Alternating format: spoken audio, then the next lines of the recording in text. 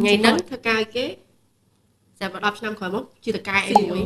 mình đừng niệm na cái cục kia chặt bàn đôi đấy tạm anh tặng bong trong họ lôi ban chờ nó giờ mình thấy môn đường họ lôi ban chờ là thử mình gọi là hiện cho ấy ta hiện chúng những cái đại họ lôi ban cùng cân ban mình ai thay dân riêng nâng xả riêng nâng chúng mình nâng càng nghe bao sao chạy sai vì xong thay bong tay cọc như vì sao thì sai biết rồi សួស្តីប្រិយមិត្តទាំងអស់គ្នាស្វាគមន៍មកកាន់ Spring Podcast ចាស់ថ្មីជាមួយនឹង episode ថ្មីថ្ងៃនេះពួកយើងនឹងលើកពី topic ចំណងចំណូលចិត្តនិងជំនាញអូខេមិនដែរបងសុខសប្បាយជីអត់ សុខសប្បាយចុះណែវិញ សុខធម្មតាឥឡូវយើងចូល topic យើងហ្មងបងដឹងអត់ថាអីគេចំណងចំណូលចិត្តហើយនិងជំនាញហ្នឹង អូខេយល់ហើយអូខេអញ្ចឹងបងសប្តាហ៍ហ្នឹងពេលអតីតកាលបងរៀនជំនាញអីដែរហើយឥឡូវហ្នឹងបងធ្វើការខាងអីដែរបងការបងរៀនបងធ្លាប់រៀន business account បងរៀនបានត្រឹមឆ្នាំទី2បងចប់អត់ទាន់ចប់ទេតែចង់និយាយថាបងរៀនឆ្នាំទី2ទៅបងក៏បដូរ major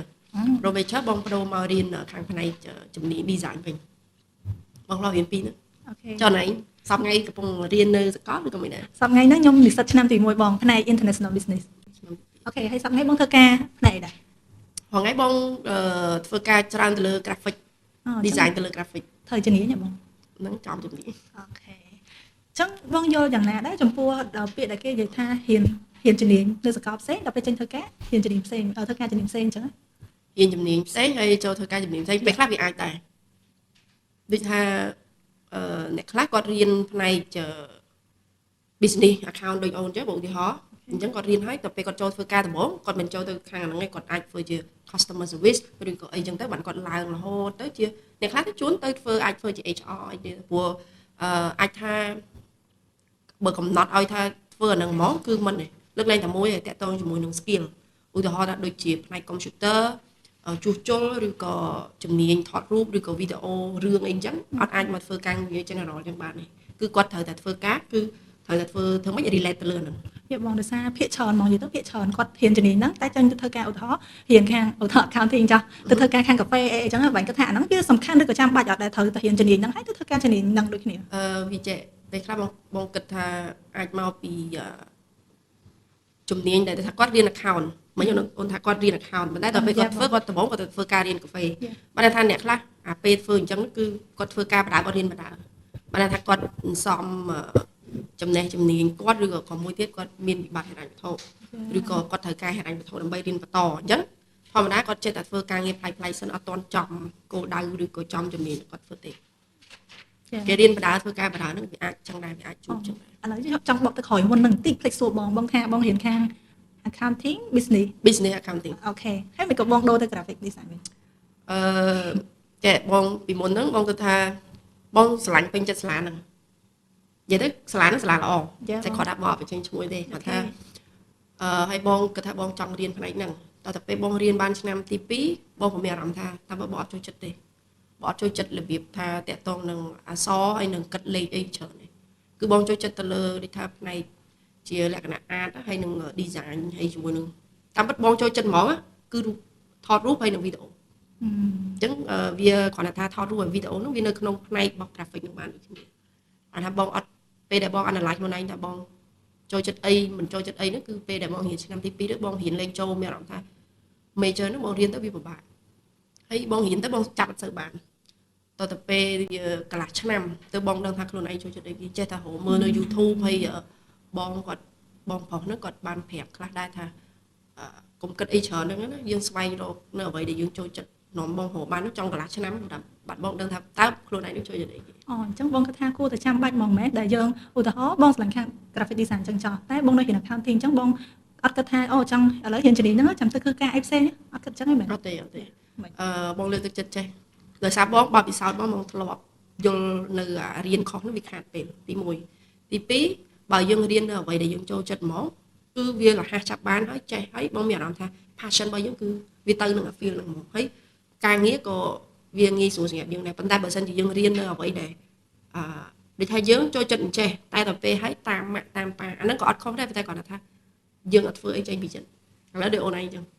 អូនឯងចូលចិត្តផ្នែកអីគេខ្ញុំចូលចិត្តច្រើនបងលក្ខណៈចូលចិត្តទាំងលក់ចូលចិត្តទាំង marketing ការចូលចិត្តច្រើនហ្មងច្រើនអញ្ចឹងបាទខ្ញុំថាសម្រាប់ចិត្តចូល international business ហ្នឹងទៅក៏ឆ្លាញ់ដែរហ្នឹងអូខេសម្រាប់ខ្ញុំផ្ទាល់វិញបងខ្ញុំក៏ខាតមួយឆ្នាំដែរ ខ្ញុំចាប់បាក់ដល់2023ហើយហើយសកលវិទ្យាល័យខុសអាចអញ្ចឹងណាដល់ពេលហើយខ្ញុំក៏ស្វែងយល់ថាមិនយើងគួរតែរៀននៅសកលហ្នឹងទាំងដែលយើងអាចថាចប់4ឆ្នាំបញ្ញាបត្រហើយអត់ចេះអីសោះទាំងអស់ឬក៏យើងគួរដូរ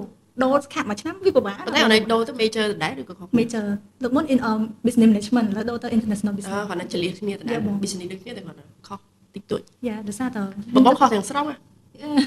business account ជាមួយនឹង design គឺខុសគ្នាទាំងស្រុងមកពីរហ្នឹងគឺឆ្វេងពីគ្នាមកមួយខាងគេហៅថាមួយនៅ office admin នេះអញ្ចឹងណាបង department ដែរតែ department ខាង digital marketing វិញហ្នឹងវាពីរ department ផ្សេងខុសគ្នាផងបែរហើយជំនាញខុសតែខ្ញុំហើយសកលខុសអាហ្នឹងវាដូចគ្នាយ៉ាហ្នឹងហើយបងអញ្ចឹងតើបងគិតថាការងារដែលបងសប្ថ្ងៃហ្នឹងពងតើធ្វើរៀននៅបញ្ញាបត្រហ្នឹងហើយនឹងការងារដែលបងធ្វើសប្ថ្ងៃហ្នឹងវាពាក់ព័ន្ធគ្នាវាដូចគ្នាដូចគ្នាព្រោះដោយសារជា skill នៅអ្វីដែលបងរៀនហ្នឹងតាក់ទងជាមួយនឹង skill ហ្នឹង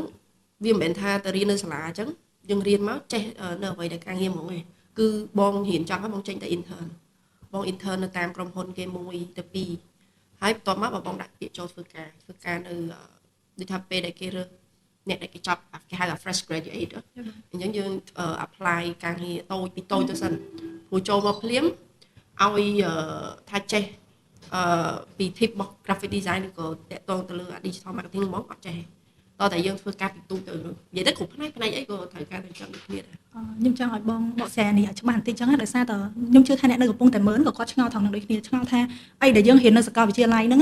នឹងការងារដែលយើងធ្វើតើវាអាចនឹងយកមកវាថាយកមក apply បានអត់នៅពេលដែលយើងធ្វើការឬក៏បានបាន100%ដែរតាមដែលបងគិត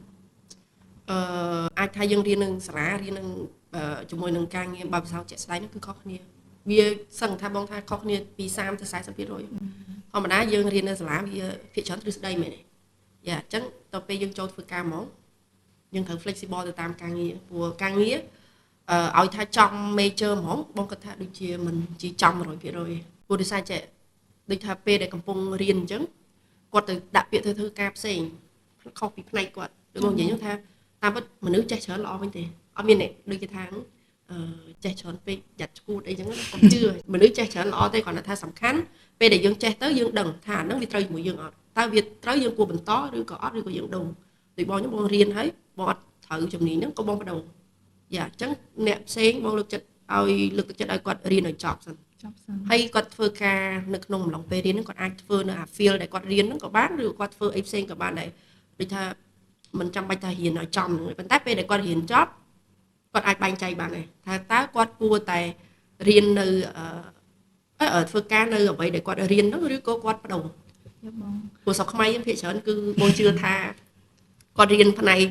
ហ្នឹងមិនមែនប្រកាសថាអាចធ្វើការនៅផ្នែកហ្នឹងបាននិយាយទៅវាមាន feel របស់វាដែរដូចតកតជាមួយនឹង design ថតរូបដូចបងនិយាយមុនហ្នឹងអញ្ចឹងបើឲ្យគាត់ទៅធ្វើគណនេយ្យមិនត្រូវមែនទេយ៉ាដូចលើកឡើងខ្ញុំវិញចាខ្ញុំរៀន business មិនប្រកាសថាឲ្យខ្ញុំចេញទៅបើក business ខ្លួនឯងមួយហ្មងណាយើងត្រូវរៀនផ្សេងជំនាញផ្សេងមុននឹងអូនឯងរៀនបើក business ខ្លួនឯងក៏អូនឯងត្រូវទៅការគេដែរមែនទេបងខ្ញុំគិតចឹងដែរយ៉ាប៉ុន្តែអានេះ idea ខ្ញុំមួយទៀតណាវាថាហត់ហើយចង់ឈប់ហ្មងហើយអត់ទៅរៀនអីចង់ធ្វើតការហ្មងអាហ្នឹងខ្ញុំចង់ឲ្យបែងមានការលើកទឹកចិត្តឬក៏មាន idea បែងជាមួយទៅកាន់ពួកគាត់ហ្មងជីវិតមនុស្សឬក៏វាសនាមនុស្សយើងមើលអត់ឃើញទេមែនអត់ថ្ងៃហ្នឹងធ្វើការគេតែ10ឆ្នាំក្រោយមកជាតកែអីមួយយ៉ា CEO ហើយឬក៏គាត់ជាស្ថាបនិកក្រុមហ៊ុនធំមួយអញ្ចឹងទៅអាហ្នឹងបងក៏អត់ហ៊ានថាដែរគាត់ថាអ្វីដែលល្អគឺបងគួរតែលើកទឹកចិត្តឲ្យរៀនសិនឬក៏រៀនបដៅយើងធ្វើការបដៅក៏បានដែរបានថាអាហ្នឹងយើងអត់ waste time បងយ៉ាហើយបើមួយទៀតបើសិនជាគាត់ចូលចិត្តផ្នែកអីមួយហើយមិនថាការងារនោះទូចឬធំទេបងជឿថាការងារនឹងបង្រៀនមនុស្សឲ្យទៅមុខអញ្ចឹងបើគាត់រៀនជាអក្សរឬក៏អីគាត់រៀនអត់ចុះគាត់អាចទៅរៀនជាជំនាញតែបងនិយាយថាជំនាញថតរូបជំនាញកាត់តនេះហើយជំនាញ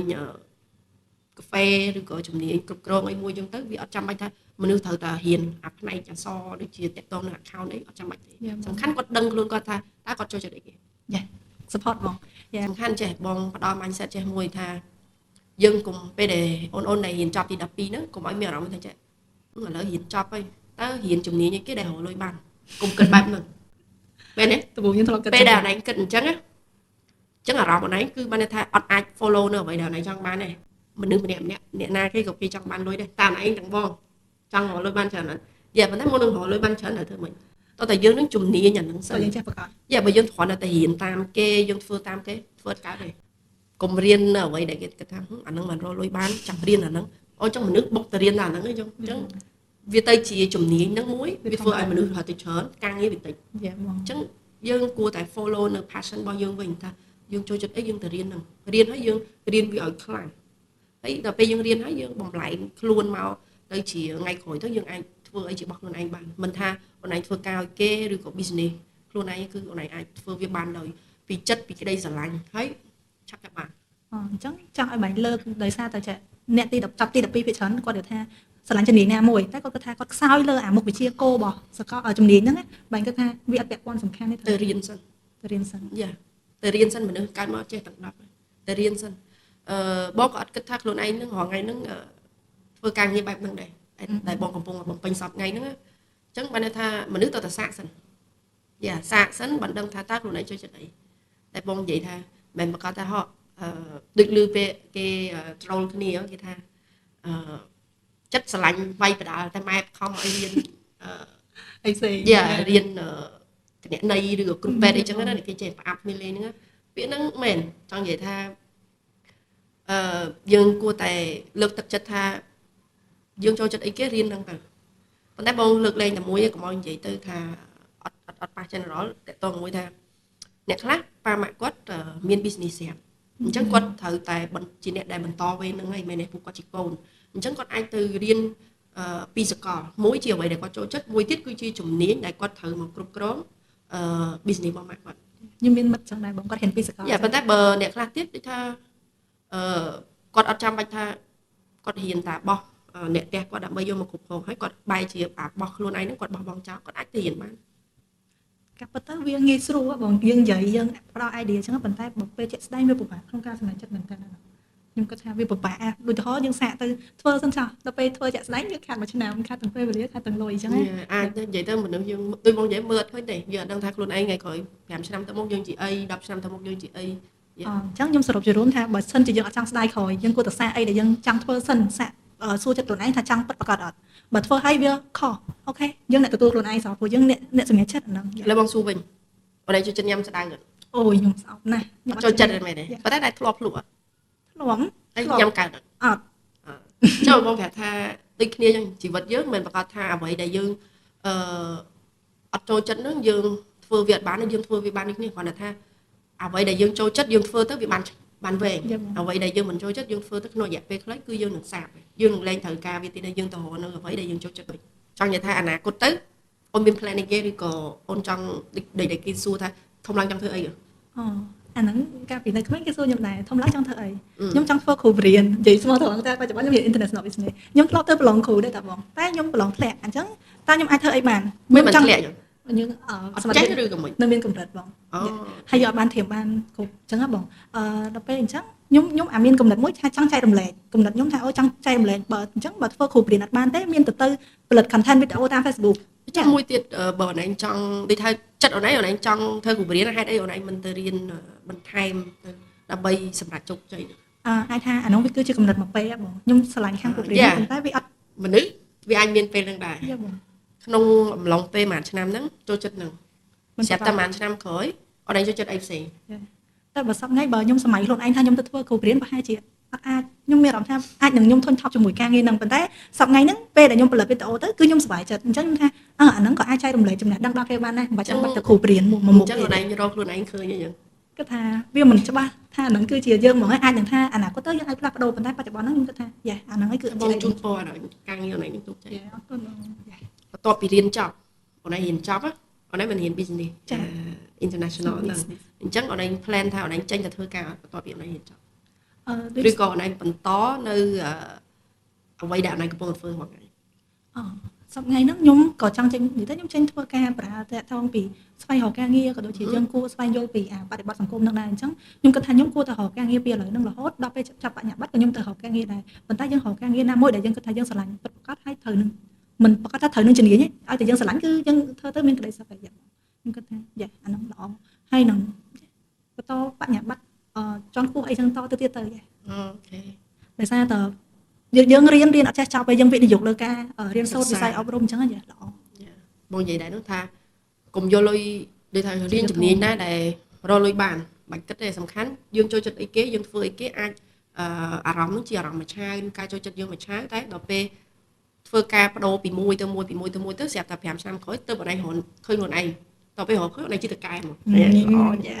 អូខេ យ៉ាអញ្ចឹងពួកយើងមានតែប៉ុណ្្នឹងទេចាំជួបគ្នានៅអេពីសូតក្រោយបាយបាយ